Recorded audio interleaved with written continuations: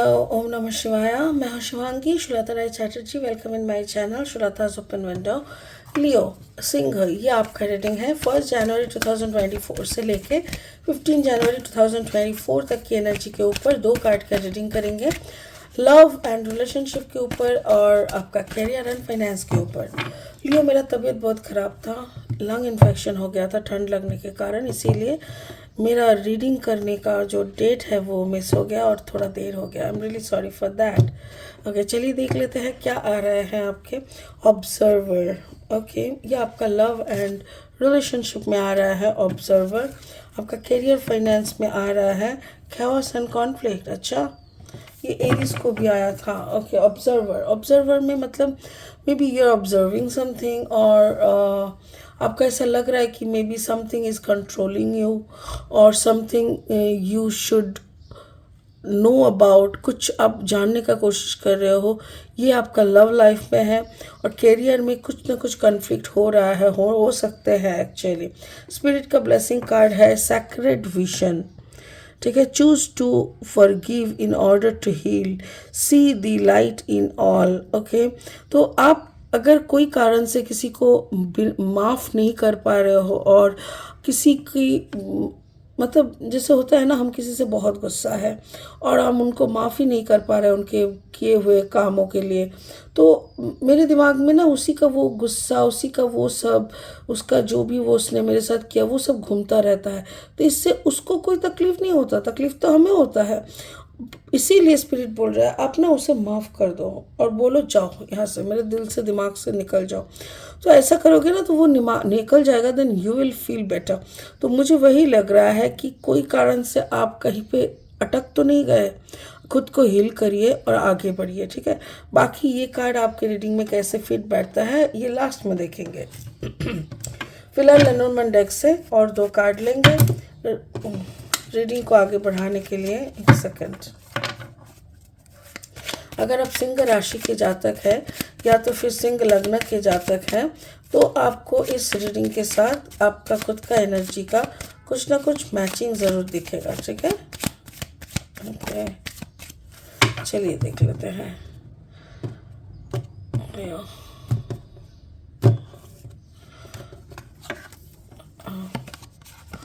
The child, अच्छा, the child and the stroke, कुछ नया शुरू करने का। ओके, और 2 कार्ड लेंगे इस डेक से रीडिंग को आगे बढ़ाने के लिए। लियो, लियो, अगर आप नए हो मेरे चैनल पे, मुझे सुनते हुए आप एंजॉय करते हो तो प्लीज़ मेरे चैनल को सब्सक्राइब करके ना बेल आइकन को ज़रूर दबा दीजिएगा। अगर मेरी कंटेंट यूज़फुल एंड हेल्पफुल लगता है तो इसको शेयर कीजिए एंड जाते जाते एक लाइक ज़रूर दे के जाइएगा। ठीक है, okay. Leo, Leo, Leo, Leo, Leo, Leo, Leo, 7 the chariot. Just a second. The chariot, आगे बढ़ना, move forward, and the magician. Okay,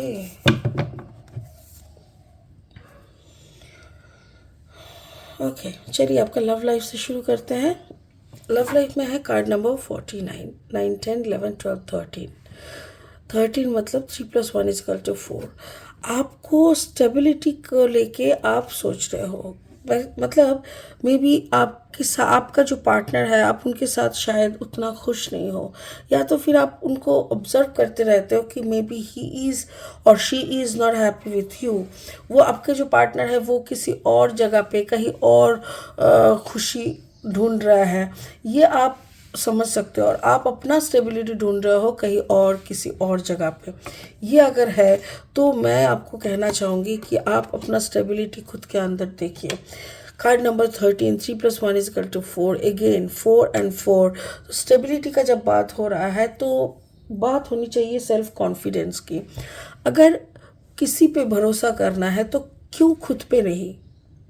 आप में क्या कमी है? अगर आपको भी अपने पेरेंट्स ने और 100% दे के बड़ा किया है तो आप खुद पे भरोसा कीजिए, खुद पे यकीन लाइए और खुद पे ये स्ट्रेस डालिए कि मुझे किसी के सामने भी हाथ फैलाना नहीं है।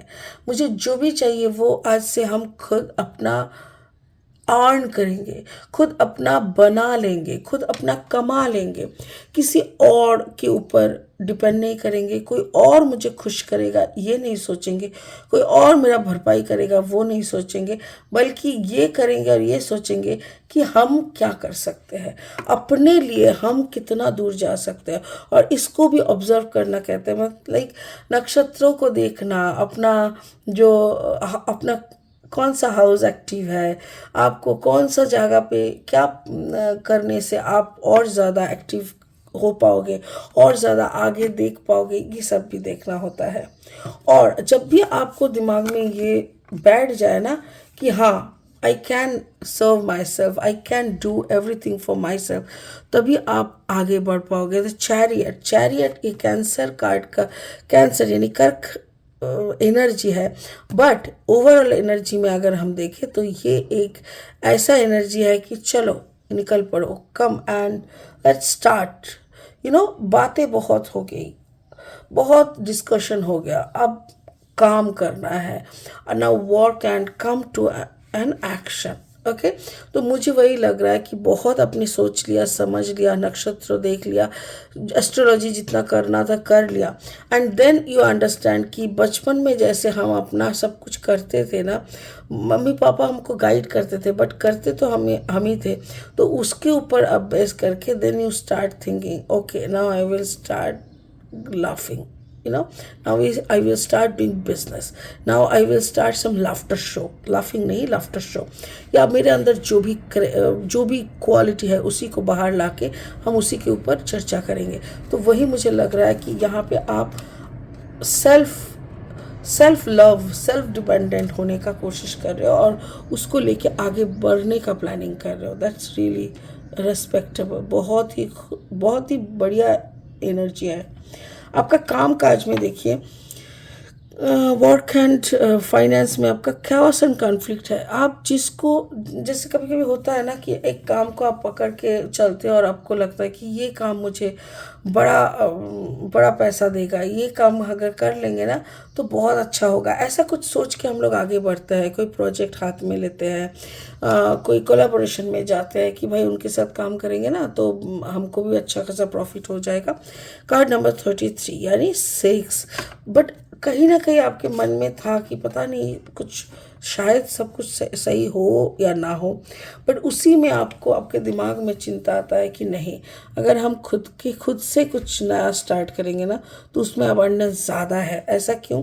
कार्ड नंबर द स्ट्रोक का मतलब ही है कुछ नया बिगिनिंग, एंड कार्ड का नंबर देखिए 17, 7 + 1 = 8, यानी अगर आप यहाँ से कुछ नया स्टार्ट कर रहे हैं, यानी नया कुछ आप बिजनेस चालू कर रहे हो, नया कुछ आप सोचो, आप अपना जो भी काम करते हो उसी का एक नया तजुर्बा देना, नया लुक देना, ये भी अगर कुछ आप करते हो ना तो आपके लिए अच्छा रहेगा, जिसमें मैजिशियन की एनर्जी भी मुझे दिख रहा है।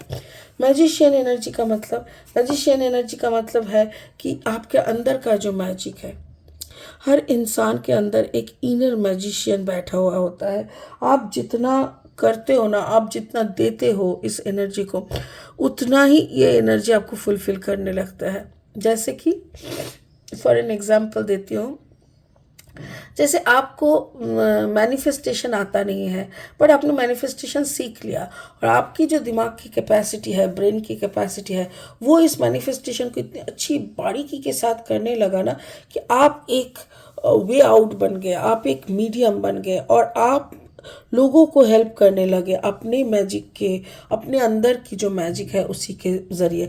तो वैसा भी हो सकता है, बट मुझे ऐसा लग रहा है आपके काम जो भी है, आप जिस भी फील्ड में है, आपका काम में एक चेंज आ रहा है। मेरे ख्याल से कुछ नया चीज़ें आप उसके अंदर कंबाइन कर सकते हैं, अडॉप्ट कर सकते हैं और अपने काम को और एक रूप देने का कोशिश कर सकते हैं।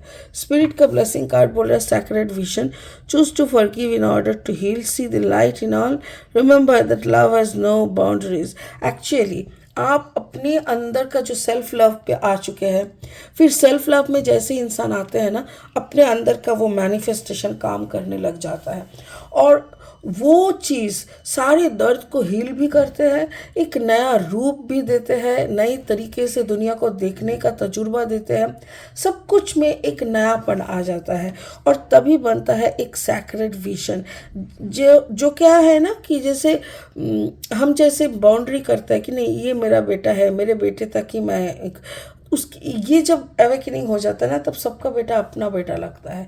तो ऐसा ही आपके अंदर एक चेंज आ रहा है, जो चेंज को आपको एक्सेप्ट करना चाहिए और इस एक्सेप्टेंसी के साथ ही आपका सक्सेस जुड़ा हुआ है, आपका एक नया तजुर्बा, नया आउटकम जुड़ा हुआ है। तो इसीलिए स्पिरिट का कहना है इसको ग्रैब कीजिए, इस इंटेंशन को इस इंटेंशन को ग्रैब करके इसी के अकॉर्डिंग अब आगे बढ़िए, तब जाके आपका सब कुछ सही हो जाएगा।